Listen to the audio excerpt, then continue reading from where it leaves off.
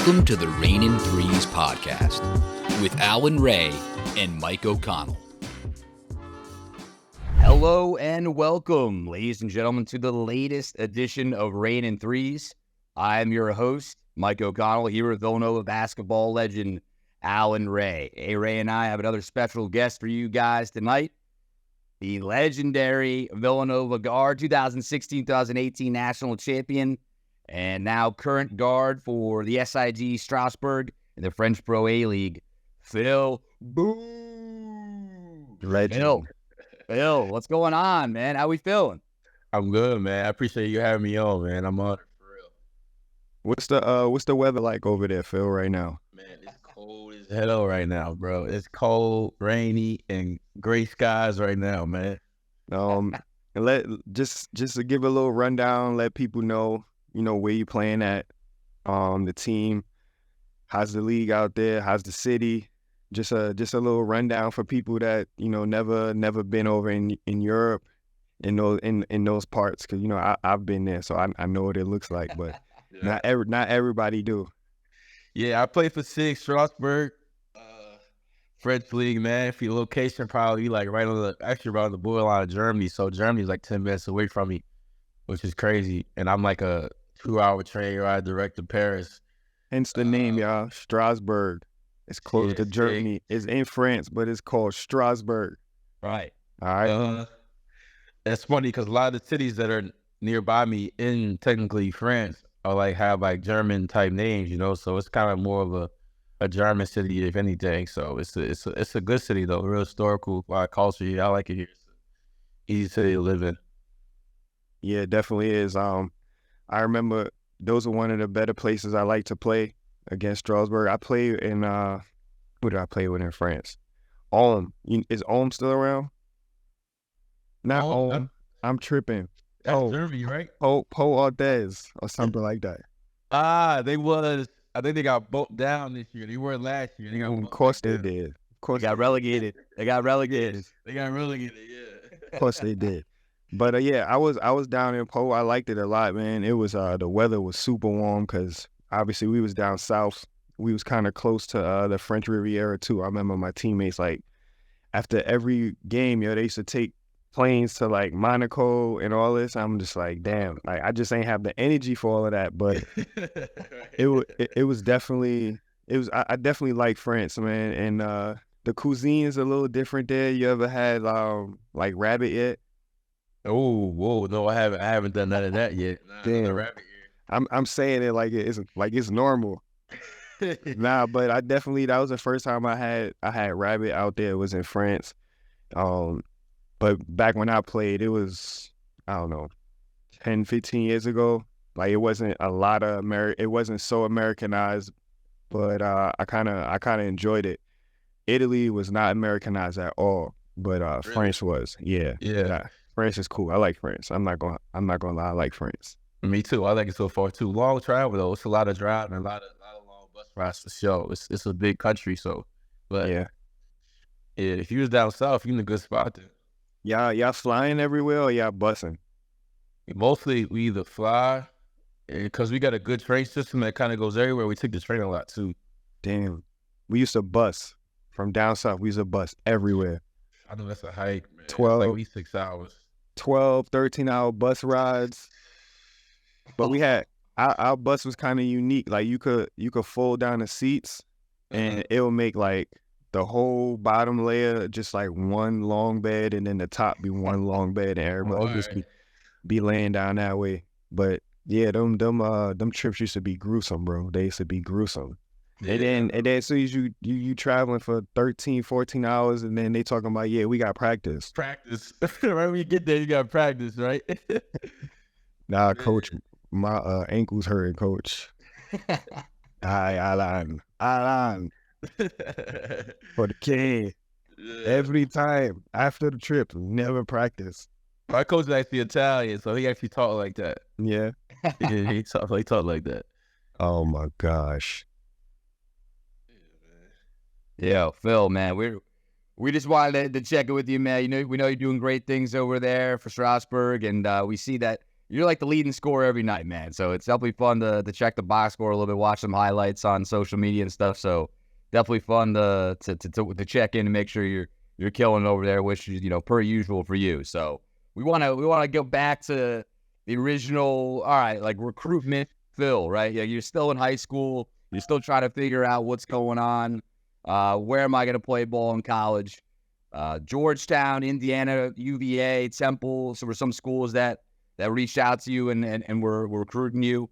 What did you like about those schools, but what was different between them and Villanova, and why did you know that Nova was the right place for you? I mean, man, it was different reasons for each one, really. I mean, Indiana at that time, they was coming off with they had Oladipo there, Yogi Ferrell there. They had that good crew. I think that was the last time they was really that good, really, to be honest. Yeah. And I went to a game there. It was crazy. I went to a game there. They played against Michigan at the time. I think it was like 2 versus 4. They had like Trey Burke out there, Hardaway, Mitch McGarry, what's the game? Stauskas. They had all of them dudes look for Glenn Robinson. I was like, damn, this game was crazy. I was always ready to go to Indiana to that, And Coach Creighton was cool. I mean, playing in Indiana, the historic there, the crowd was crazy. I was feeling Indiana heavy, man. It was just they had a lot of guards at the time, so it was different. Right.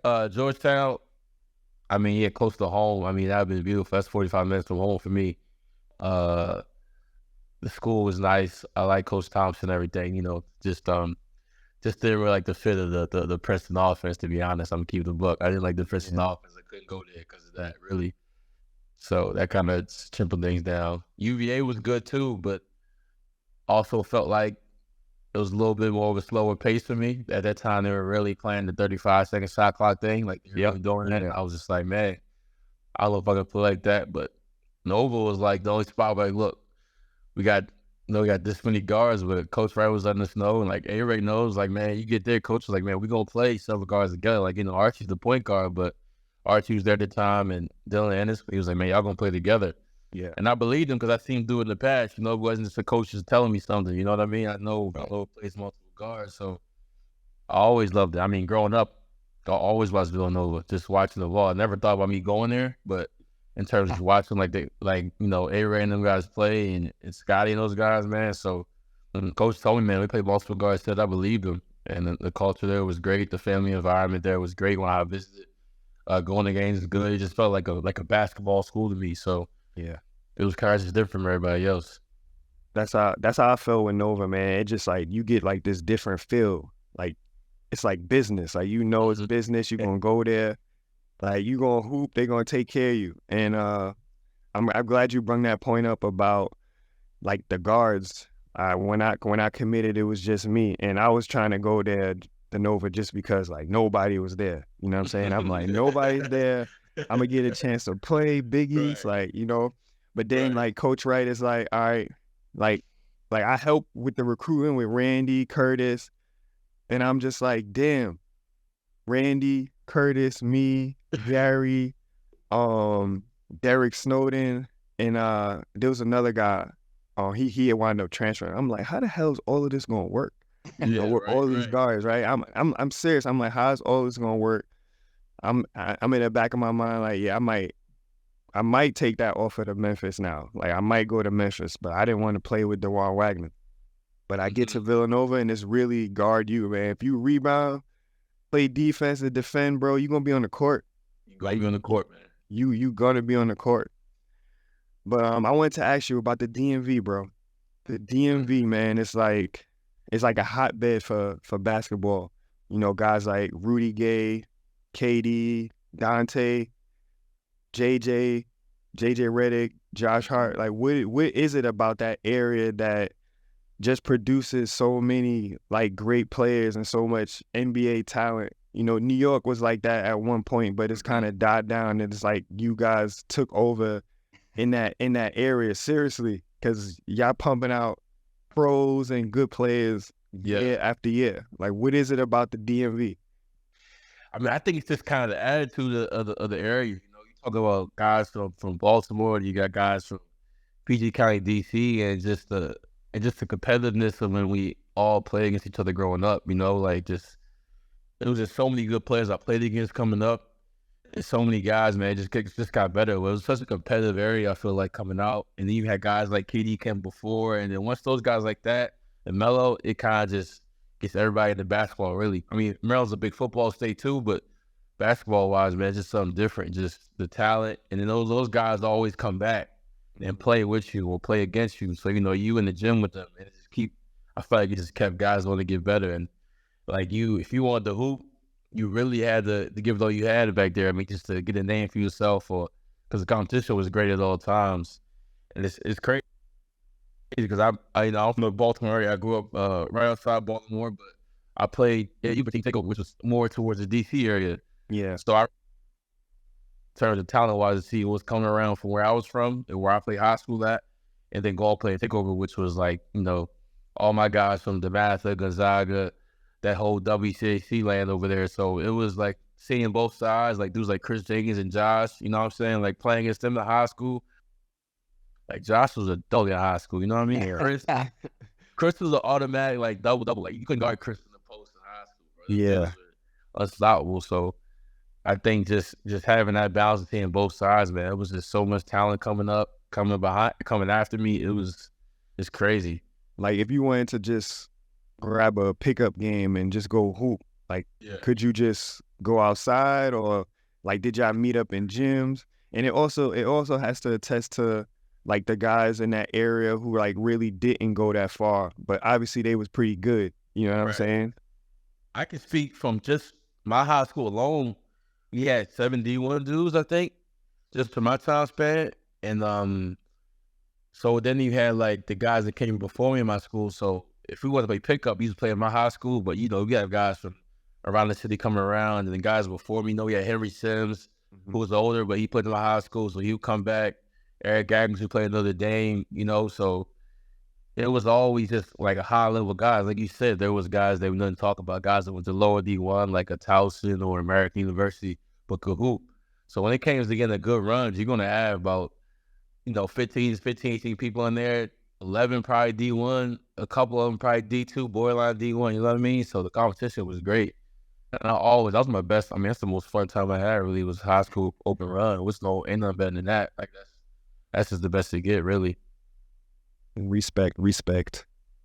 Yeah, Yeah. No, A-Ray, you wanted to talk about the interview you had, Phil, with Quinn Cook. And he said the DMV is so great because we support each other and we have each other's backs. So, I mean, I know we know that's true at Villanova for sure, but A-Ray had 3 McDonald's All-Americans in front of him in high school, and none of those guys really had A-Ray's back. Like, he didn't get any mentorship from them. Zero. He was kind of on his own like that. Did you, like you mentioned Chris and Josh, I know they were in the area, but any other guys like step up for you and really show you what's good back when you were in high school in 2014? Sure, man. I mean, it's still like that to this day. I just saw Quinn Cook in the gym this summer, and it's the same thing. Like, yo, how you doing? We talk ball. We talk about this, that. You know what I'm saying? It's just kind of like that big brother mentality, because it's all because we compete against each other when we're home. When it's home in Maryland, we play against each other. But once we leave and we play somewhere else, it's all love. You want the other person to do the best. So I mean, I always had guys. Jerry and Greg played DeMatha.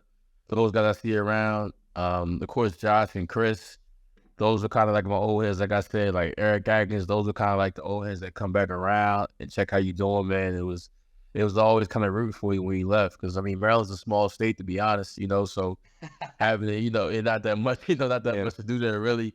Oladipo, guys like that, them guys show love when they came back, because it's not a big state, but we had a lot of good players and a lot of good athletes that come out. So I always felt that type of love. It still do to this day, especially as a high school. It kind of made you like, dang, like, man, these guys right here who play here, who are on a high level now, see, I could be really good while I'm in high school, man. Kind of push you even more, to be honest. Nah, New York not like that, bro. Like, they be hating in New York, bro. New York is just straight hate, bro. Straight hate. Like, he nice, he in the league. It's like, whatever. Like, like, fuck him. I'm telling you, it's like that. Yeah, bro, not like that at all, man. I see that in like a lot of different areas. Like, that's why I asked that question. That's why I wanted to know, bro. Like, the DMV, y'all seem close. Y'all seem like y'all like a family, a tight knit like brotherhood. Cali, I think, is like that a little bit too, where guys, they kind of got a good relationship with each other that hoop. Yeah. New York, forget about it. You on your own, like you fighting your own battles, like nobody trying to help you. I don't know how it was like before my time. I don't know how it is right now, but I know growing up for me, it was definitely like that. And like we had three, like he said, 3 All-Americans, bro. 3 All-Americans in front of the class, and like I didn't get like no mentorship from none of them really. You know what I'm saying? Yeah. And I don't know. I mean, y'all might feel some type of way y'all hear this, but it's the truth, yo. Yeah, for real. Yeah, In fact, that's crazy. That's New York, man. Y'all just got too big of a state, too big of a city. I feel like y'all so competitive to a fault, baby. You know what I mean? Exactly. To a fault, really. 100%. Nah. Speaking of mentorship, Phil, you mentioned Josh Hart being a dog in high school. Obviously, he was your teammate in college. Ryan Archiakoto was the point guard when you first got there. What kind of mentorship did those guys have for you when you got to Villanova? I mean, they made the transition easy for me, man. They kept it simple in just terms of what I need to know, what I need to do. I mean, Archie I think he's about to be a junior when I got there, so he was 2 years ahead of me. And Josh was a sophomore, 1 year ahead of me. Josh was my roommate on the road, too, my first year. So, I mean, Archie, man, gave me the blueprint, kind of a guard, what you need to do.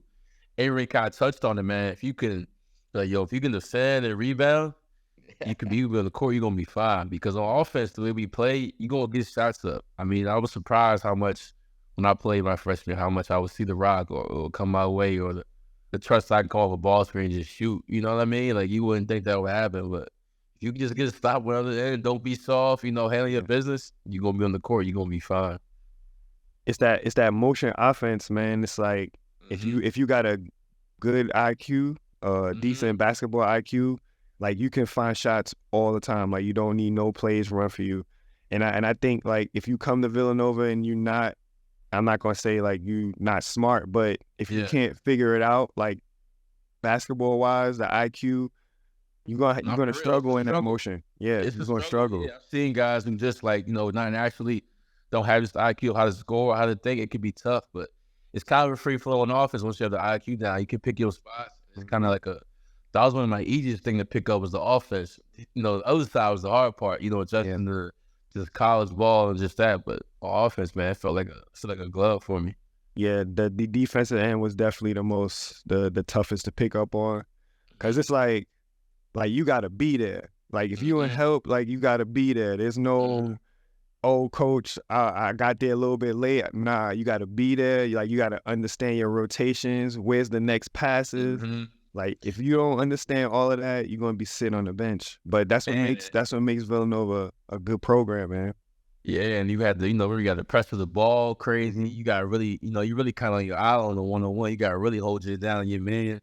You rotate weak side. You got a 6-7 foot weight, stuff like that. Like, he was asking to do everything on the court. If you did it, he did it. It wasn't no excuse for it. It wasn't like, he's taking you out the game. So he'll pull you real quick. Quick, you had that buzzer, quick, boom. You be in that press and let that ball get the middle on your side. He's gonna sub you right out. That's what you go middle, man. Let him step it, let him do anything, but don't let that ball go middle, man. Coach Wright you're gonna get yelled at if that ball go middle. Promise you. Yeah, they don't even got to score. They don't even got to score off that. Just let it get middle. Just let it get middle, bro. Hey, reflect a little bit on like when they talk about the greatest guards at Villanova, like where you want your legacy to be. Like how do you want to be remembered? Because we gotta give you your flowers, man. You know what I'm saying? Like you was that dude at Nova. A lot of people don't talk about it. You know what I'm saying? Y'all had a crazy squad. Y'all won national championships, but you was always that unsung hero, putting in that quiet work all the time. And trust me, us basketball people, like we know that and we see that. And like I just want to give you your flowers right now and let you know that you was that dude, bro. I appreciate not was, but you still that dude.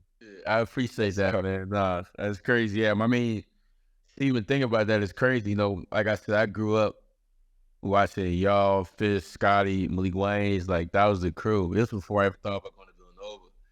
So I always thought they was great. You know what I mean? Then coming over and have things go the way they went, it's just crazy and a blessing, man. It's crazy when I come into it, you leave out like what you think of when you come to college and what actually happened when you went to college, like, you know, the championships, the winning, like you can't. I would never even thought about half that stuff. I would never thought of winning that championship, but it's insane for real. So to win two and be a part of those teams and then to just have the kind of career I had, I wouldn't trade for nothing the career I had at Villanova, man. Just the trust I had with coach to let me play my game. Especially my last year when kind of everybody was left, kind of me and just Eric, and kind of just let me just do my thing, man. It's crazy. I mean, I just want to be just there as this, I don't know, they remember me as this Phil Booth, the guy that is reliable, man. Just I was always there, you know. Mr. Reliable. Yeah, just reliable, consistent, man. Just there when they needed it. That's all I really wanted to be, man. Because when it came down to it in those games, you know how it goes. You're just trying to win, and you're just trying to win, do whatever it takes to win it. If it's 20, if it's 2, it don't matter, bro. Just trying to win the game. Well, speaking of 20, Phil, that's what you had against Carolina in 2016, the championship. I mean, just walk us through your mindset a little bit. I mean, you're playing the biggest game of your career up to that point, obviously. I mean, you had a lot of big games, but you had the biggest game of your career that night as well. 20 points, leading scorer on both sides. You were 6 of 6 from the free throw line and 6 of 7 from the field, man. You were on fire. Crazy, man. I mean, I had a bad knee that whole year. If you see the game, I got like a knee pad on my knee. That's right. That whole year. Oh, I thought you just had like that old man run. That's all. Nah, bro, my knee was. I thought that was just part of his swag. Nah. I had a bad knee all year, kind of playing on it, and the last thing on my mind was coming in thinking I'm going to get buckets. I was 6 man that year. I was probably 7 a game. I'm kind of fighting through it. So coming into the game, I was just like, man, I'm going to do whatever it takes to help us win. We're in that championship game. It's just like, whatever I can bring it off the bench to bring a boost, I'm going to do it. And, you know, I was still kind of just playing, and the game kind of found you. I remember I got my first shot. I made a 3 from Daniel. Threw me like he got in the post to me, skipped to me across the court, made 3, boom. And then it just, you know, the game just started to come to me a little easier and just started feeling good. By the time the second half was going on and I think I got a groove, or whenever I got the double-digit points, that's when I just felt like, all right, you know, then it just becomes easy at that point, just kind of scoring the ball and things like that. So it was like I was just in the flow. Like the game I didn't even know nobody was in that gym, to be honest. You know what I'm saying? I didn't even like nobody was in there. I was just playing ball, and you know, I was just trying to go. It was just I had a flow. The teammates was finding me, so it was just the rhythm, really. Nah, that was the beauty of that team, man, too, because like Chris Jenkins got into foul trouble early, and we're like, all right, we're okay because we got Phil coming off the bench. We know he's going to do his thing. Yeah, and right away, like you said, it kind of just the flow made it really easy for you. You hit your first shot, and then it was kind of just butter from there. But oh man, like just the entire just like calamity of you guys were up 10, 67-57, a couple minutes to go. Yeah, you know, they come back. Marcus Page just that shot. I mean, what are you guys just like, all right, we have to tune everything out. We're just focused on what's going on in the huddle. What was going on through your mindset? You know, during the game, we had some mistakes. I mean, we really was messing around the last 4 minutes of that game. I always get Arthur for throwing the ball. Arthur threw the ball, like, the tip on the stand. I don't know what he was doing. Like, it was on Chef. What the hell Chef was diving at that? You said what? Chef, when he dived at Page feet, at that damn 3. He was getting in the mop. For whatever reason, he wanted to dive for that. It was just, you know, I mean, I was like uncharacteristic of us to do stuff like that, turn the ball over, miss free throws, but championship game, anything can happen, you know. So it was all right. It was at that point. He made that double clutch shot. What we gonna do, bro? Like he made that shot. Chef's in the door for sure, but the shot was we stepped up and everything. He started to look like 2 people. So how did you feel? How did after you hit a shot like that in a moment like that, like what's the team morale? Like how are you feeling? You one of the vets over there. Like I know you gotta calm everybody down after a shot like that. It was cool. Everybody was cool. It wasn't no yelling at Chef. It wasn't no time to panic at that point. You know, like it's a tie game. We got one more stop. We knew what play we was running because we saw the clock. We knew exactly what play we was running. So it was just come to the huddle. Like, it wasn't no yelling. It wasn't no, yo, what you doing? It wasn't none of that. It was like, all right. It was just, all right, coach tried to play up. We knew we was running. Like, if we score, we score. If we don't, we go into overtime. You know, that was kind of just the mindset. See, that's that. Now that's just a good team. And then like we talk about all these scrimmages that's going on now. I don't know if you be on Twitter or not, but Phil, like the people going crazy over scrimmage results. Oh, this kid had 40, or this team lost in the scrimmage. But like when we used to scrimmage, we used to do situations, and like North Carolina, what Phil's talking about right now is a situation. Yep. A little bit of time left on the clock. 4.7. 1.7, whatever. 4 points. 4.7. Paige gets that shot. Like, what do we do next? Like, not panic, but know what we got to do next in order to, like, win this game, or, like, go into OT or whatever. Like, most teams would just panic, give up, morale be gone. But that team is like, all right, cool. We know the situation. We know what we got to do. Let's go down and execute. Boom. Yeah, no panic at all, bro. It was, coach wasn't tripping off yelling it. I mean, he dove, but like, you know, he died to make a play. Two guys stepped up. It wasn't like a yell at somebody type play. It's just like, all right, he made a tough shot, man. We got to do the next play, man. What we going to do here? Now, I know Chef wanted to win. I just be giving him mess when every time I see that play, I see him dive. Everybody do. After the game, I remember Chris was the first person to say it, man. Chris is the first person to go, man, why did you dive for that ball? Yeah. Yo, you ain't all the way. Everybody on the team, bro, always brings up, like, what the hell was he thinking diving for the ball right there, bro? Yeah, that was hilarious.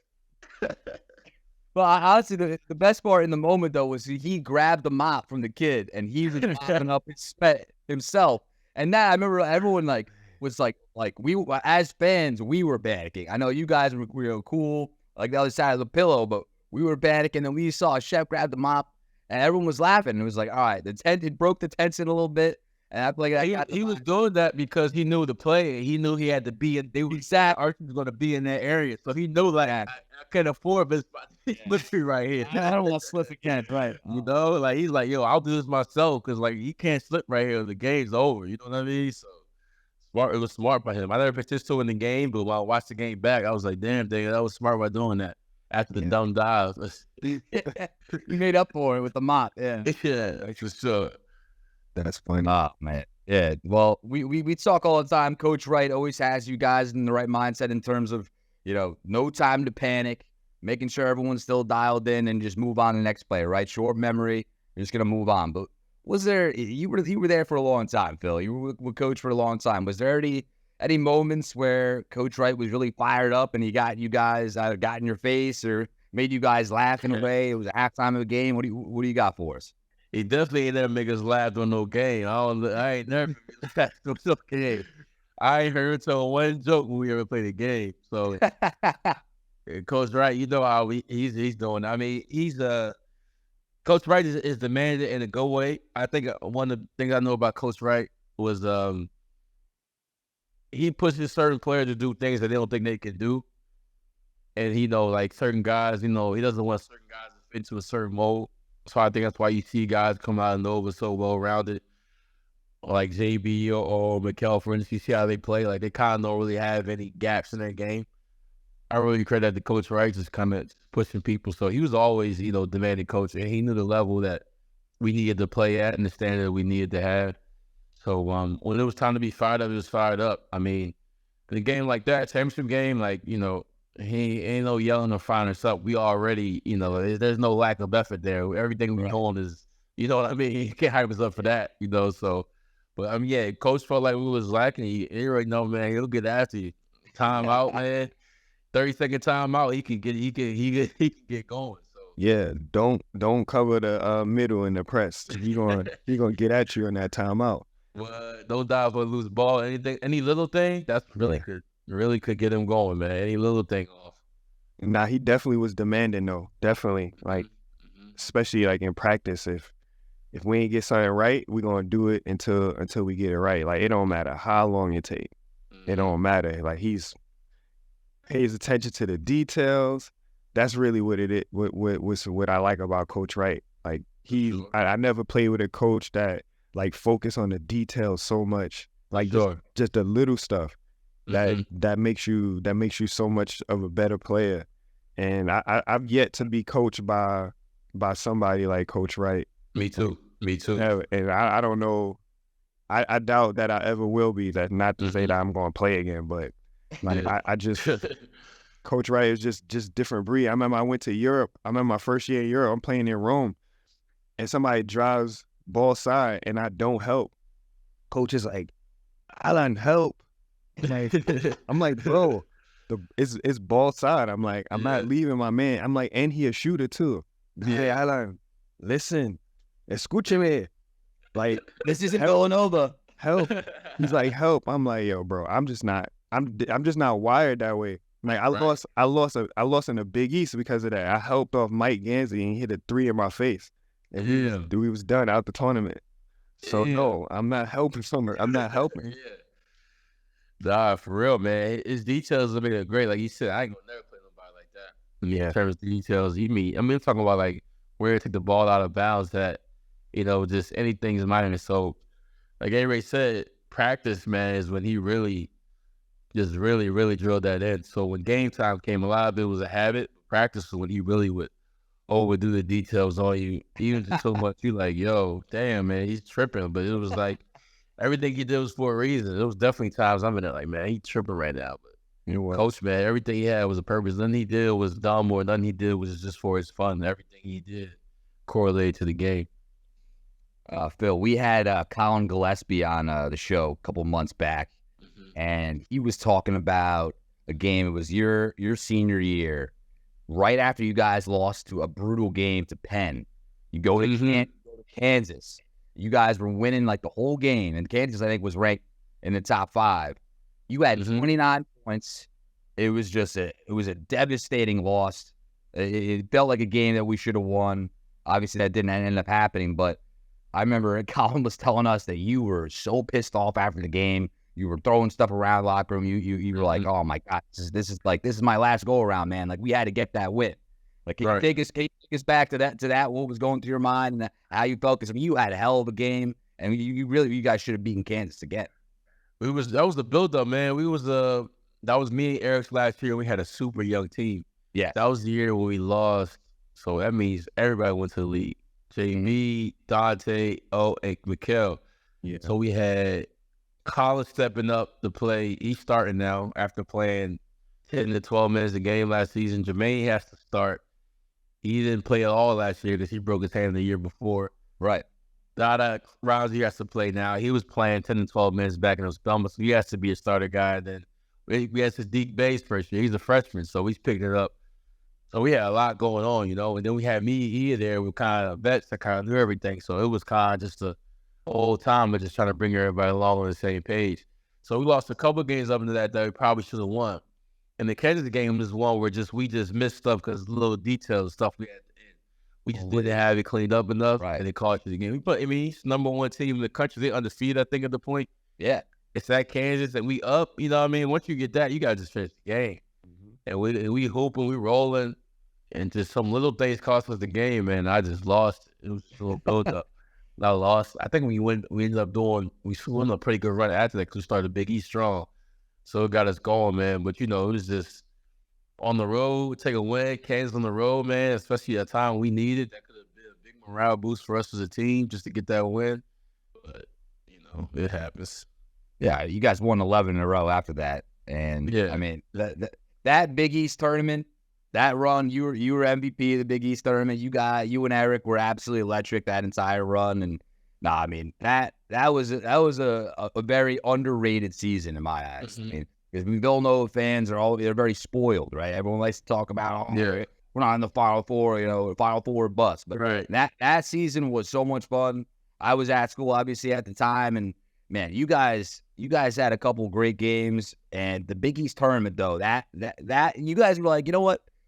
We're gonna prove to everybody that we still run this. The Big East is ours, and that's exactly what you guys did, man. So that was so fun to watch. It was fun, man. The year before we won a chip, we had one of the best offensive teams ever. So coming there after that, it's tough to follow that up. So Yeah, y'all wasn't playing fair. Yeah, that team was crazy, man. That team was nuts. Wasn't playing fair at all. What's your favorite team? 16 or 18? I always tell them all the time, I played both, so I made this case. I told 2016, 2018, man, I'm a 2018 team was probably my favorite. I'm biased too. I mean, I was on both, but I was a captain on 18. You know, I felt a lot more like, you know, involved in that team more. 16, I was younger guy, so coming off the bench, but 18, man, it was just like a force, you know, like we had 16 was kind of more of a. Bro, you went in 2016 national championship game. That's what I did, but that's Yeah. I can't say it's my favorite team though. I can't say it's my favorite team. No, but you said that like you had like more opportunity to play. Like 2018, like you felt like you was really a part of the team.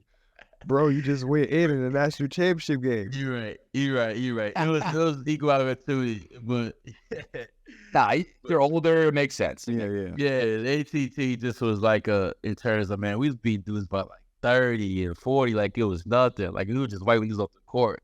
I mean, we were going stretches. I remember we played Alabama in the second round to go to Sweet 16. It's like a close game at half. Blah blah blah. Coach comes in the locker room, starts spazzing on Mikal. You know that. I don't even remember Mikal playing bad. I don't even know what he really did, but he comes in at him. Boom. Since the coach at him, Mikal was like, all right. He was kind of mad about it. We played a college section. Alabama got a good game that year. Yep. Mikal goes on a crazy run the second half. I think he had like 19 points. We ended up just dogging him about 40. Yeah. We only had one. Texas Tech was a tight game, but we was kind of controlling, missed some shots. Right. West Virginia was the toughest game on the hour by far. They was different level. You know how they play. They full court. They had the dogs, man. They had everything needed. Juwan Carter. Yeah, Juwan Carter. Didn't play the year that year. Not just played the year. They were crazy. So that was the toughest number. 2018, man, it was just wiping these off the floor. It wasn't even like over by halftime type thing. Yeah. That's funny. Coach Wright is definitely like that. Coach Wright will ream you out, halftime, go crazy on you, right? Then you come back, right? You respond well. You come back. He comes back to you. He's like, "Good game, kid." He's like, "I love you, kiddo. I love you, kid." Like, but do you understand what I was trying to tell you? Like, do you see? Did you see? Yeah. All right. Yeah. Good He'll job. come back in the calm manner. Like, did you see what I was trying to say? I'm like, yo, he just spazzed on me, dog. Yeah, you just talk about my whole family, bro. Now you over here talking about good job. I love you, kiddo. Bro, spazzed on Mikal. Bro, I don't remember doing anything wrong. He was spazzing on him at halftime of that game. Crazy. Classic Coach Wright. Crazy. Oh my God. All right. So I mean, you talk about like Alabama, West Virginia, Texas Tech, like some teams that you played in March that, you know, obviously not from the Big East. But that earlier that year, you guys played Gonzaga. That's the only time Nova's played Gonzaga. And you guys smacked them around at MSG for the Jimmy V Classic. You had 20 points in the game. Can you tell us a little bit? Because we got the non-conference coming up in just a few days now. We got American and Penn, and we're going to play teams like UCLA, Kansas State, Texas Tech again. So it's going to be big for this team. Can you tell us a little bit about how the non-conference games are different from the Big East, but how important they actually really are? Man, those are the toughest tests. Those are the games you are more like, because you don't know what your team is yet at that point. You know, we play somebody later on the season tournament, you know who you are, how you play. We play Gonzaga early. I mean, of course, that was our toughest test before Big East play. So that's probably, about 5-6 games into the season. You know, they're a top team. So, you know, you really got to, you don't know what type of team you are. It's kind of a big determining factor. And we took it to them. I think JB was a heavy foul trouble that game, and Dante was. So I really had the ball a lot that game. As scores why I had 20 probably. And then Mikal had 28 on the side. I think Mikal had 20 or 30. That was kind of his coming out party. Yeah. So that game was just huge, man. It was just a good turning point for us. And now for these young guys coming up, I'm glad Nep got them playing some good conference team like UCLA. Got them playing some good tough competition for the Big East, because that will get you ready. But once that Big East starts, though, it's all a different animal. They got the whole different scout. It's a way different game. You know, it's less free flowing. You know, when you play teams from out of conference, it's not as tough and physical as when you play the Big East ball. So nothing compares to it, but the competition level is definitely a help. Yeah, I love what you said earlier too. You're like, don't be soft. That's what you got to do. You got to have the IQ, but you can't be soft when you're playing those low. Can't be soft. Not in the Big East. Hell no. No, sir. Hell no. For real. But everybody played it when it was the real Big East. You know, you had the Pitt, the Qs, the Louisville. Like it was no joke. You know, we kind of. So everybody always say that. Yeah. Or everybody always say that like the old Big East is, you know, the true Big East, and you know what I'm saying. But I look at it like I'm not a old head that be hating. You know what I'm saying. I look at it like now the Big East is doing well. The Big East is thriving. You know what I'm saying. So it's just as good as it was back then. Yeah, we just had different teams. Like Georgetown was good back then. Like they're not good. They're not good this year. I mean, now that's true. So it's just like little things like that. That's different. But I respect the Big East now when you play, and I respect it back there when I played. Like every era has its players. Like that's just how it is. It's funny you say that though, because you know I played the new one, but I'm quick to say the old Big East was better than ours. So like you know what I mean. I got no problems with that. I'm like, man, because I used to watch that growing up. Those every night, and it was. I think y'all had more teams too. So did y'all even play everybody twice automatically or no? Nah, like Syracuse. I probably played Syracuse, bro, my whole career twice.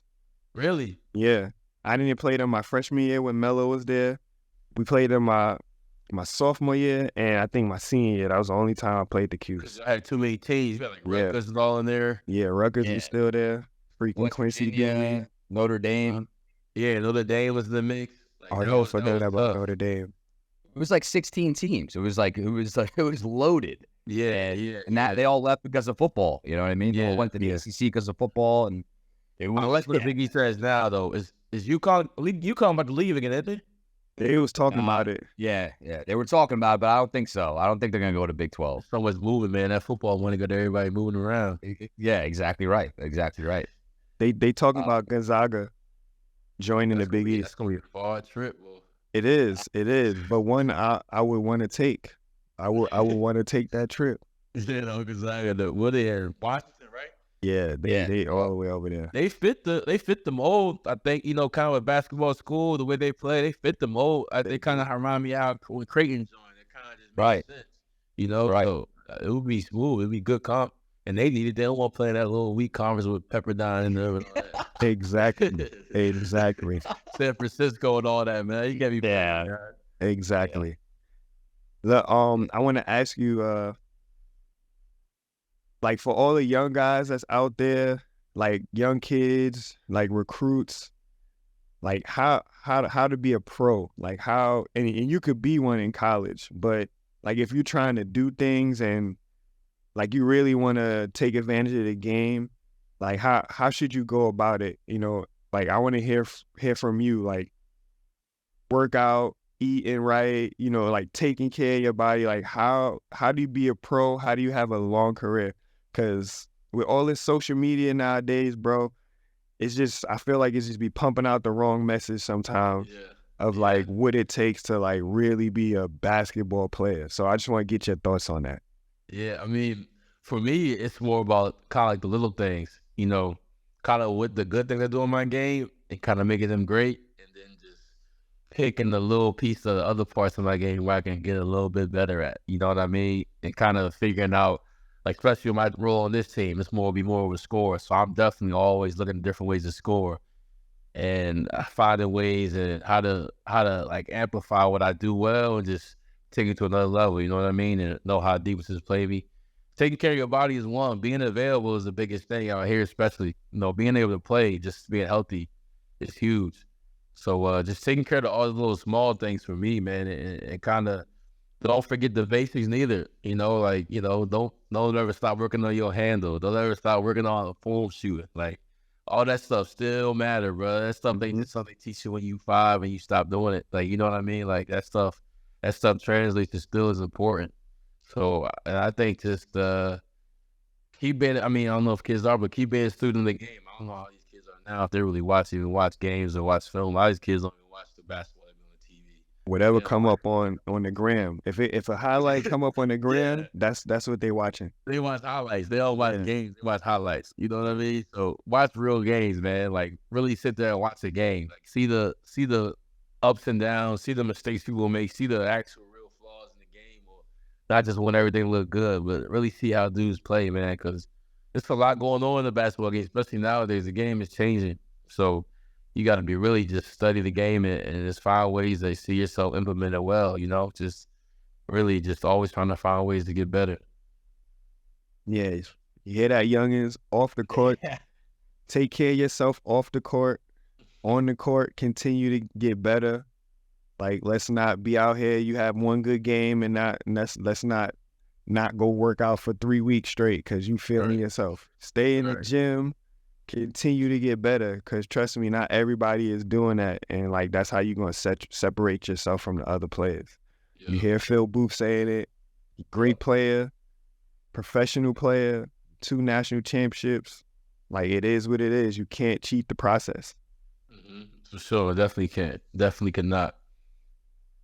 All right, send the right message to these kids, man. That's what counts, because you already mentioned in social media, just talking about mixtapes, dunks, highlights. You know, that's not the pure game of basketball the way that it's meant to be taught.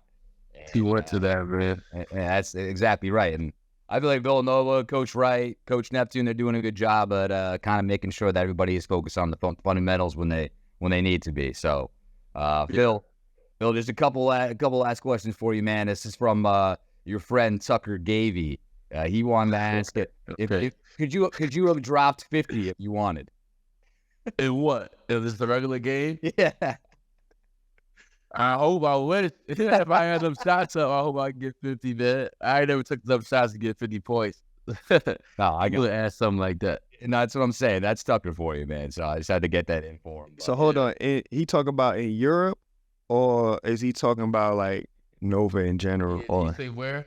Yeah, he meant when you were at Nova, could you have gotten 50 if you really wanted to? That's what he wanted. I say it would be easier at Nova than it would in Europe. I know that for sure. European basketball is hard as hell. People don't understand this, bro. Yeah, what? Get to 40, you start get close to 20. They'll just start trapping you and denying you. Yeah, it's easy to do that. I'm not gonna say it's hard, but it's like it's definitely different. Like you on the court with a bunch of grown men, big 7-foot guys, and they could sit in the lane and like clog up the lane. Like, it's like Europe, you got to be on your P's and Q's. Like, it's when you trying to score and like facilitate and all that, it's a lot different.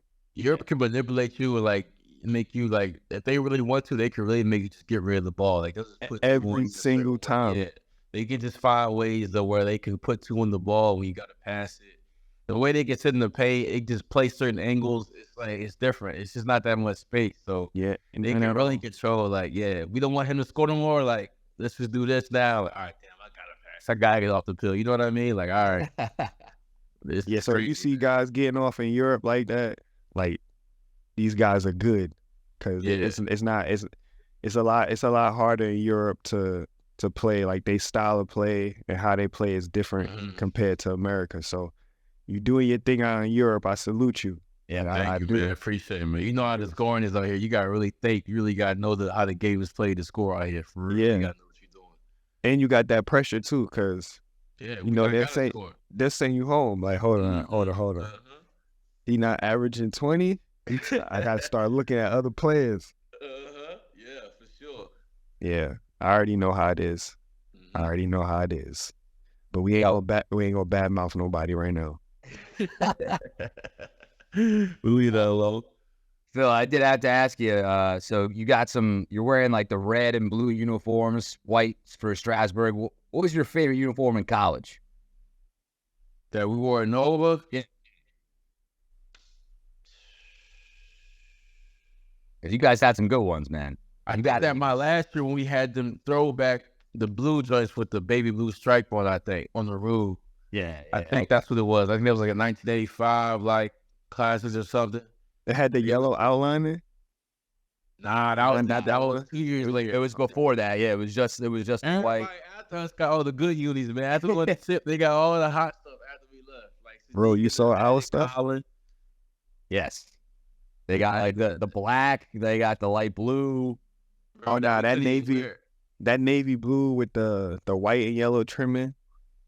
I love those. Those is tough. That was Tuesday. That was after I left. That was Sadiq, and then Colin had that one. That was hot. We didn't get to get that one. We had the blue with the baby blue on there. And we don't wear those anymore though. The grays. Yeah. The grays. I love them grays. The grays too. Yeah, I like the green. Well, the hot stuff came later on, man. Bro, we had 2 uniforms. That's it. 2. Just the white and blue. White and blue. That's it. And You could take the Nike sign off. You could rip it off. Put it back. You could put it on the other side if you wanted to. We had the old school. With the big baggy shorts on too, man. Bro, our uniforms were so big. Somebody on Twitter brought it to my attention about Mike Nardi uniform, bro. I looked at a picture of Mike Nardi uniform. Used to be big as hell. It used to be like, it looked like he was wearing a 3X. Mike, our clothes was big as hell back then, not gonna lie. Why, I don't know. That was the style. Everybody was wearing like that. I have no reason why though. Like, what was the benefit of it? Like, what's the benefit of? You guys were mad comfortable.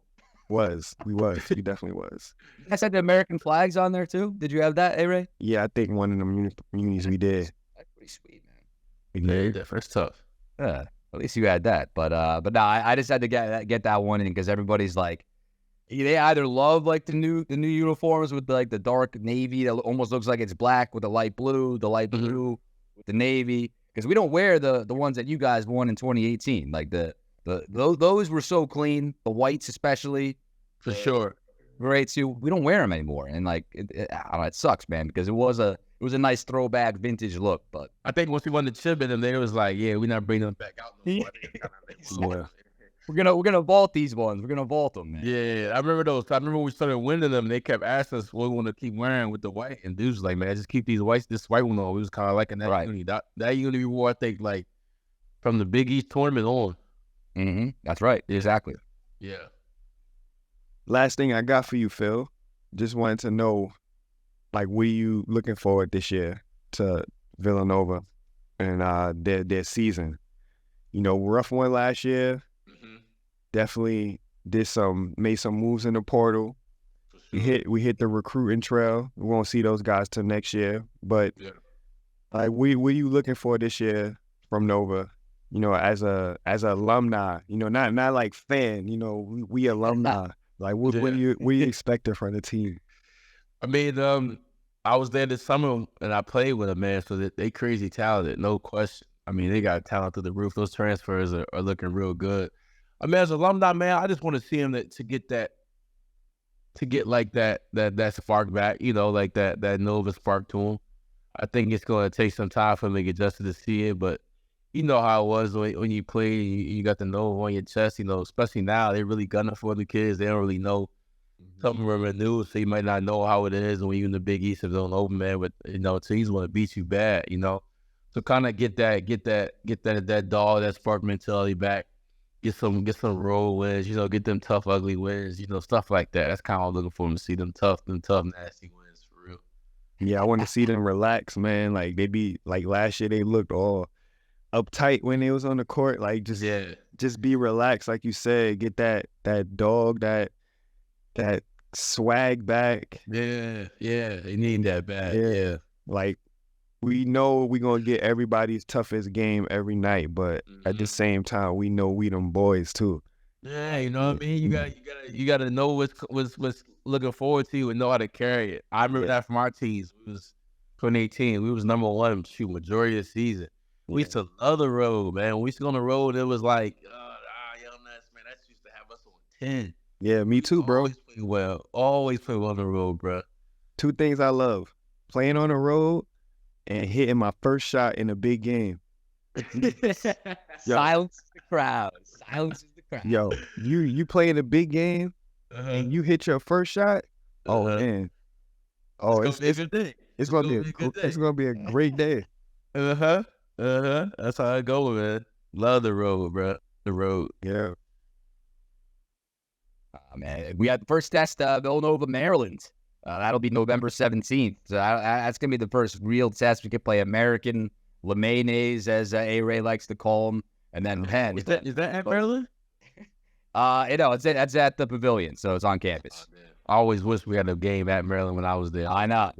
Yeah, you go home. Oh man, if old Oh, Penn wanted would that. have been there. That would have been fun, man. Yo, I used to love Maryland coming out. I ain't gonna lie, those colors.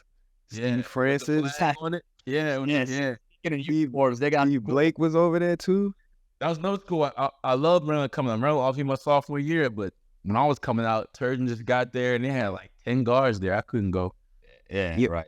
Was did they still have that Bob Gibbons tournament in Maryland when you was coming up? Towards it stopped probably towards the end of high school, but it was around for a while. Yeah, that's how old I am, bro. We used to play Bob Gibbons. We used to play Bob Gibbons in Maryland University. I used to love it. Bob Gibbons was at Maryland. There was one in North Carolina, and I think they had one at Villanova too. I'm not mistaken. Okay. Yeah, I used to love playing in Maryland. We played DC Assault there too. They had one point guard, bro. He had the braids. He was short. I can't remember his name, but yo, he was pressuring me 94 by 50. I'm talking about had me so uncomfortable, bro. I was passing the ball like, yo, somebody else bring the ball up court. Like he ripped me like twice. Like had me uncomfortable. I never forget that. DC Assault. We played them in Bob Gibbons in Maryland. He had some good teams. James White was on that team too. Okay, yeah, bounce. Yeah. Man.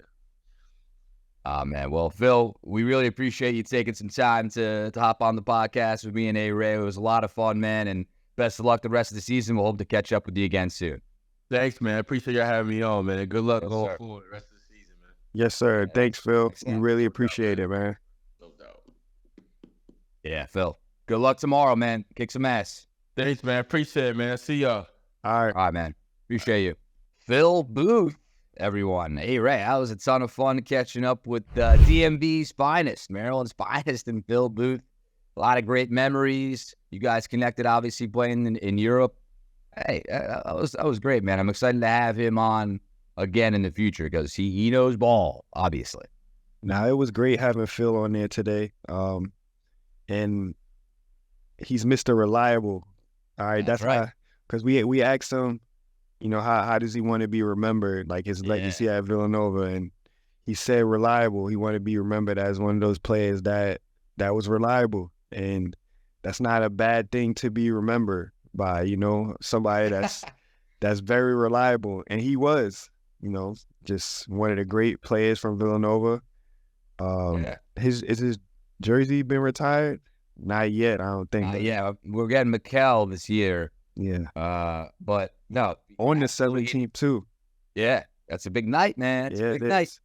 Yeah, if you're not going to be at the game, you better be at Shapers in New York City with me and A-Ray watching the Wildcats and the Terrapins, man. It should be fun. Yeah. But A-Ray, you hit the nail on the head, man. I wanted to get into that a little bit. It was just how humble Phil was talking about his legacy and you know, his place amongst, I think, the greats. Because if you look at his career accomplishments, it's not like, oh, he was just there at the right time. Like, no, like, we don't win that national championship game without Phil Booth. For sure. In 2016. It just doesn't happen. He hit tough bucket after tough bucket.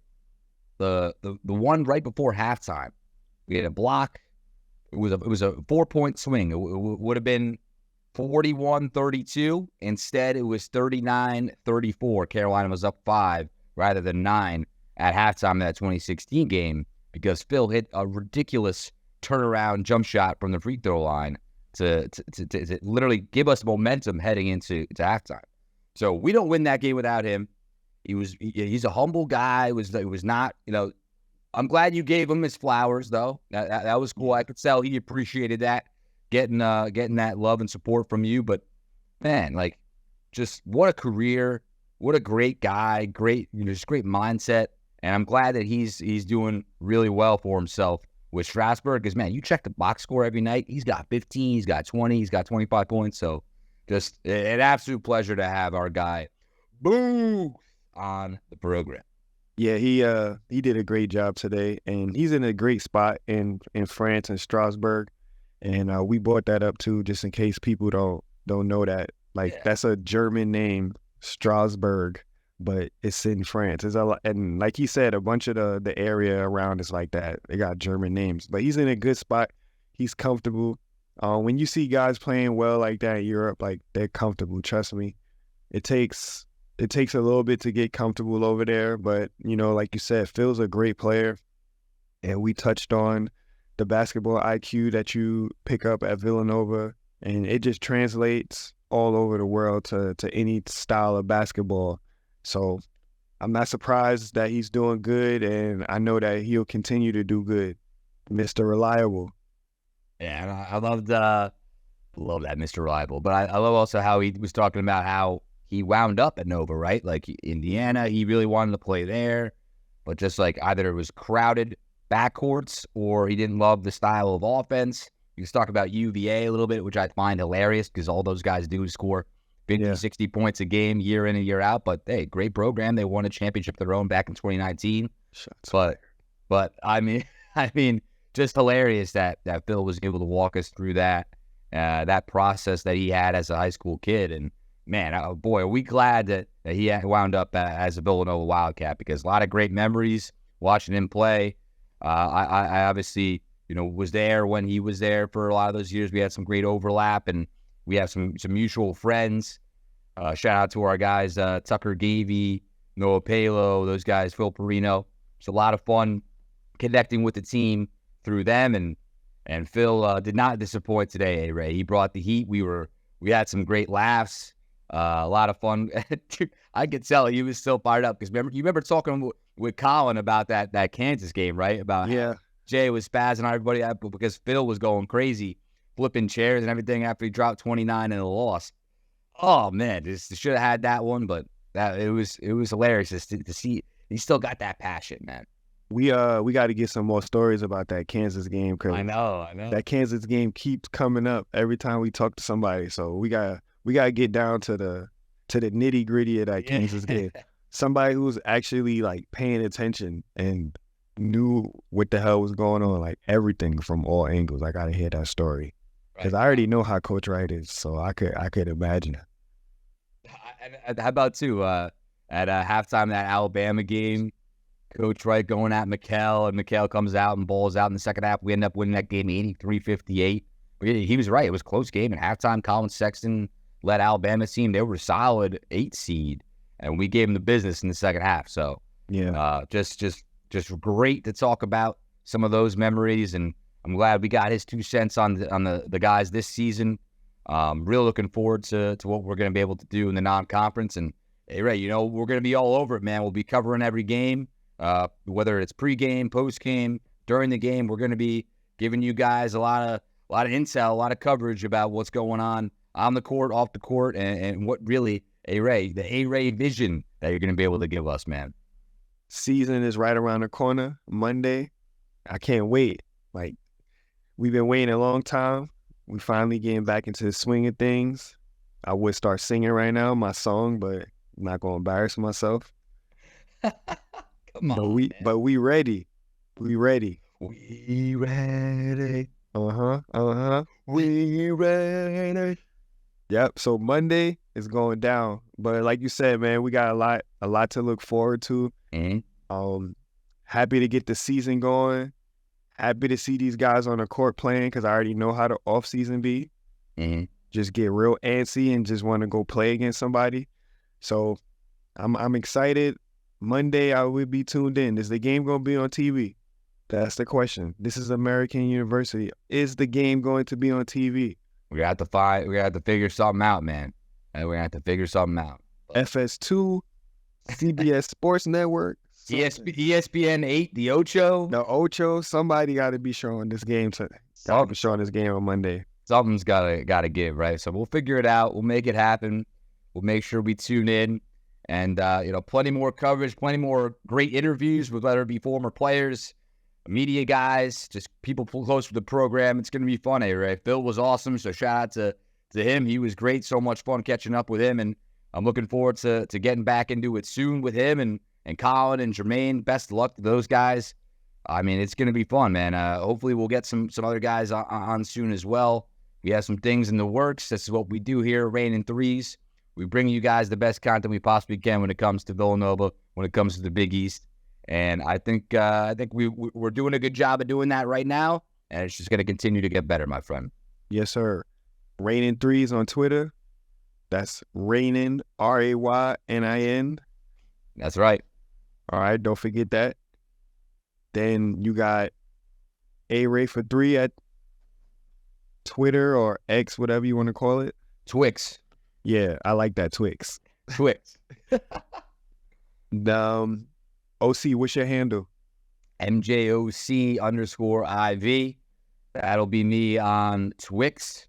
On Instagram, MJOC44. We got A.Ray on Instagram for A-Ray. So just tune in, follow us, like, support us. You're gonna get some great content from us, no doubt. And I think if you missed us, you're just picking it up now. We get it, right?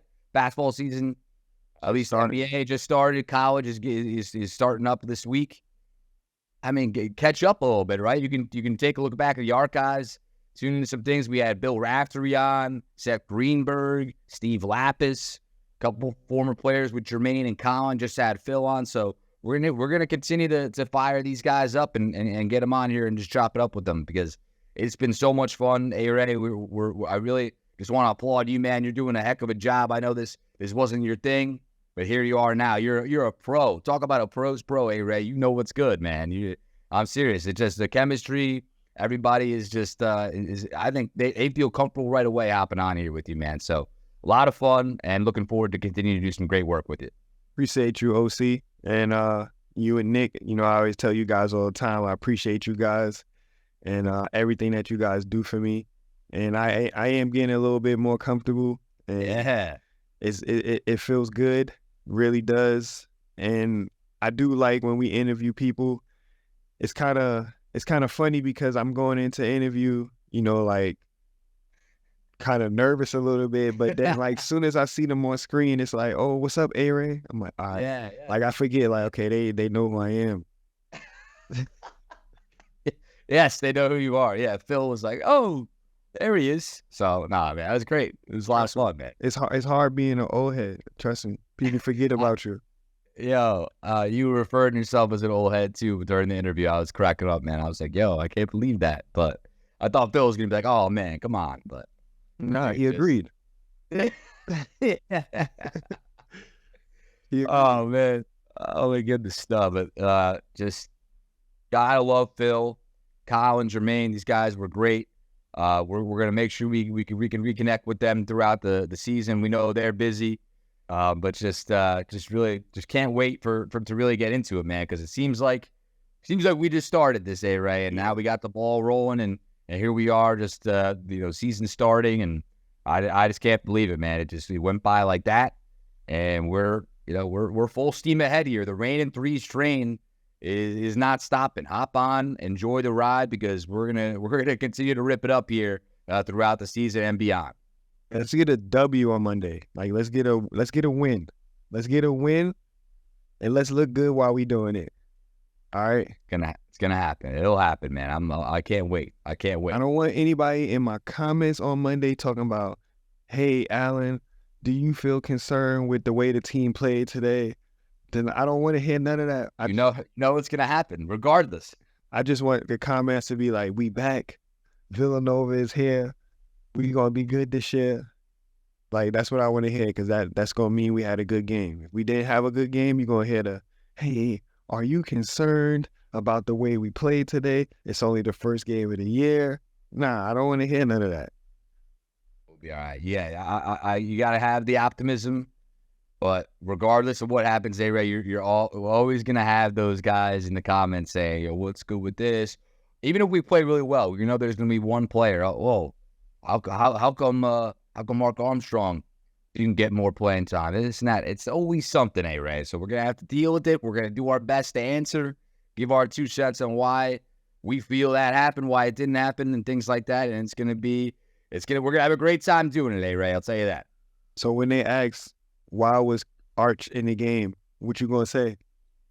I'm gonna say he's got the experience. He knows the program. He knows what to do out there. They feel comfortable with them out there on the floor. Nobody booed him. No one booed him for Hoops Mania. No one's gonna boo him this season. So He might be the most talked about player in the Villanova uniform. I know. People love talking about Arch. People got accounts dedicated to him and everything. And hey, his brother's a Nick. Maybe we'll get Chris and Ryan on the show at the same time. That'll be fun. Catch up with the brothers. Yeah. At least we know it ain't gonna be no turnovers that show. That's right. That's right. With them on it. A lot of assists, no TOs. All right, man. What a blast. I can't wait to get going. November 17th. Circle that date on the calendar. We got the Maryland Nova game Friday night watch party at Schaefer's. Come join A-Ray and I. So it's a watch it, hang out, have some drinks, have some food, get some merch. I got the hat, got the shirt. We're going to be selling them. We're going to be doing raffles, giveaways. It's going to be a blast. So really appreciate you guys tuning in and show out on the 17th. Peace out, Nova Nation. We look forward to seeing you first game Monday, and then we look forward to seeing you on the 17th at Schaefer's Bar for the watch party. Don't forget, be there. Be there. Be there. Let's get it. All right. With Alan Ray, I'm your host, Mike O'Connell. Thank you guys so much for listening to the latest edition of Raynin 3s. Peace out.